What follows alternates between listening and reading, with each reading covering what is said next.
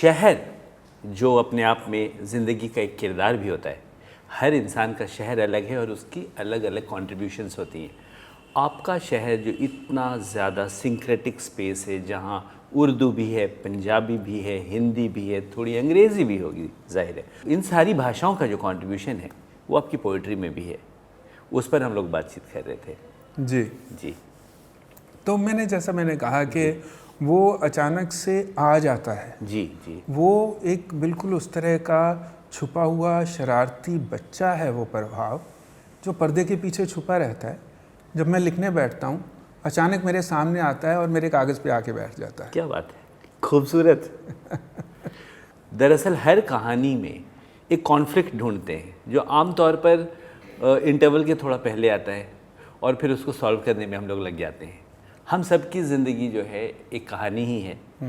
आपकी ज़िंदगी की स्क्रिप्ट में वो कॉन्फ्लिक्ट सबसे पहले आया शायद, जिसके बारे में मैं चाहूँगा कि आप लोगों को बताएं, जब आपने ये तय किया कि आप एक राइटर, एक लिरिसिस्ट, एक पोएट के तौर पर अपने सपने को साकार करने की यात्रा को आगे बढ़ाना चाहते हैं। ऐसा हुआ है?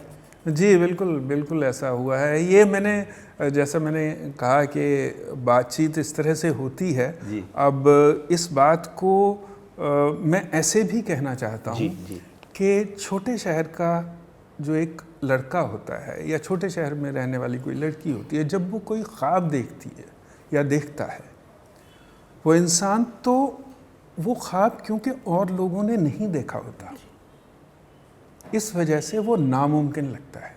और नामुमकिन ख्वाब किसी भी पेरेंट्स के लिए अपने बच्चे के आसपास अगर दिखाई दे तो वो थोड़े अनकंफर्टेबल हो जाते हैं। उनके पास रेफरेंस नहीं होते। मैंने जब बतौर लेखक अपनी ज़िंदगी गुजारने के लिए एक कोशिश की या चाहा कि मैं अभी बॉम्बे जाऊंगा और मैं गाने लिखूंगा वहाँ पे जाके, तो जिस तरह की बातें हुई वो उसी तरह की बातें हुई। अरे अच्छा बॉम्बे जाओगे, आनंद बख्शी बनोगे वहाँ जाके। ऐसे कोई आनंद बख्शी बन जाता है? कितने ही लोग जाते हैं ऐसे तो बॉम्बे। ऐसे थोड़े होता है भाई कि कोई भी चला जाए और वहाँ जाके आनंद बख्शी बन जाए, गुलजार बन जाए, ऐसे नहीं होता। लेकिन कोई और तरीका भी तो नहीं बता रहे हो आप। कोई और तरीका है तो वो बता दीजिए। मैं वो अख्तियार कर लेता हूँ। मैं वो इख्तियार करके वहाँ चला जाता हूँ। तो एक ही चीज़ आपके पास बचती है, विद्रोह। और वो आप डंका बजा के कीजिए या साइलेंटली कीजिए या चुपचाप कीजिए। विद्रोह ही है। विद्रोह की न रंगत बदलती है, विद्रोह का न मिजाज बदलता है, ना उसकी तपिश बदलती है, ना आग कम होती है।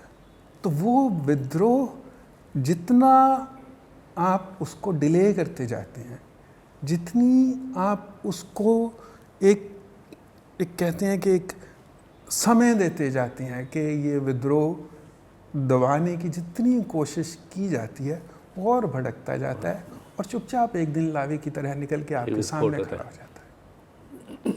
वो विस्फोट हो जाता है। तो यही हुआ मेरे साथ।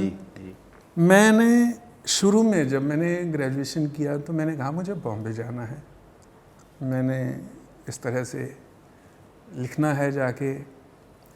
जैसा मैंने कहा कि ऐसे थोड़ी होता है, तुम पढ़ो। क्या करूं? अरे बहुत कुछ है। आजकल बैंक में हिंदी के ऑफिसर लग रहे हैं लोग, तो तुम एमए करो हिंदी की और हिंदी के ऑफिसर लग जाओ। तो मैंने कहा ठीक है यही कर लेते हैं। तो मैं हिंदी का ऑफिसर लगने के लिए मैंने हिंदी में एमए कर लिया। तो एमए करने के बाद मुझे लगा कि एमए करके मुझे कुछ समझ में तो आई नहीं ज़्यादा हिंदी, तो कुछ और आगे कर लेते हैं। तो चलिए जर्नलिज्म भी हो गया मेरा और फिर उसी सिलसिले में पीएचडी भी हो गई मेरी। जब मैंने पीएचडी भी कर ली तो फिर मैंने जाने की बात की और ऊपर से मेरी जॉब भी लग गई थी।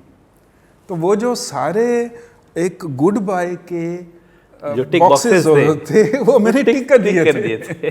वो होता गया छोटे शहरों में अक्सर मैं ये अक्सर बात करता हूँ, मैं फिर दोहरा रहा हूँ इस बात को इस पॉडकास्ट में, कि जो छोटे शहरों के मध्यवर्गीय परिवार होते हैं वो अच्छे बच्चे बनाते हैं। और अच्छे बच्चों को ये सब करना चाहिए, उनको पोस्ट ग्रेजुएशन करनी चाहिए, उनको जॉब के लिए अप्लाई करना चाहिए, एक अच्छा जॉब करना चाहिए, फिर शादी कर लेनी चाहिए और फिर अपना परिवार आगे बढ़ाना चाहिए। ये अच्छे बच्चे करते हैं। वो स्थायित्व जो उनके लिए है, उनकी परिभाषा में जो स्थायित्व है जी, वो स्टेबिलिटी और स्टैग्नेशन में उतना फर्क नहीं समझते। राइट। उनको लगता है ये स्टेबल है। हाँ। लेकिन जो विद्रोही है कवि, उसको तो वो स्टैग्नेशन लगेगा, क्योंकि उसको तो और पार जाना है।